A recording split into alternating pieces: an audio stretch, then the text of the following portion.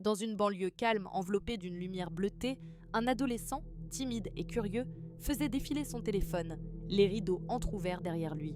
Depuis quelques semaines, quelqu'un lui envoyait sans cesse des messages étranges, posant des questions sur ses habitudes, demandant à le rencontrer. Chaque soir, les messages devenaient plus bizarres, révélant une connaissance inquiétante de sa vie, un sentiment d'être observé mais sans jamais croiser de regard. Même les bruits familiers de la maison semblaient lourds de secrets. L'inquiétude montait. L'adolescent remarquait de plus en plus de signes. Parfois, son téléphone vibrait, puis s'arrêtait sans notification. Un soir, il reçut une photo de lui-même prise à travers la fenêtre avec le message « J'aime quand tu portes ce pull rouge ».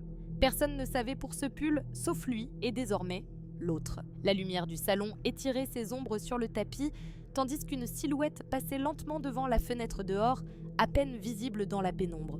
Une nuit, incapable de dormir, il sentit une ombre passer contre la maison. Puis, soudain, un visage surgit à la fenêtre, juste un instant, mi-dissimulé, mi-éclairé par la lumière blafarde d'un lampadaire. L'adolescent hurla, reculant paniqué. Il attrapa son téléphone, mais tous les messages avaient disparu, effacés sans trace. Les battements de son cœur résonnaient dans le noir, alors que dehors, la silhouette reculait lentement, disparaissant dans le halo bleu pâle de la rue. Depuis cette nuit, la maison n'a plus jamais été la même. L'adolescent ne dort plus sans vérifier portes et fenêtres. Parfois, il croit en voir la silhouette, immobile, derrière un lampadaire ou tapis dans les reflets sombres des vitres. Il a supprimé tous ses comptes sociaux, mais il sait au fond que le visage pourrait ressurgir, n'importe quand, n'importe où, à travers une vitre éclairée par la nuit.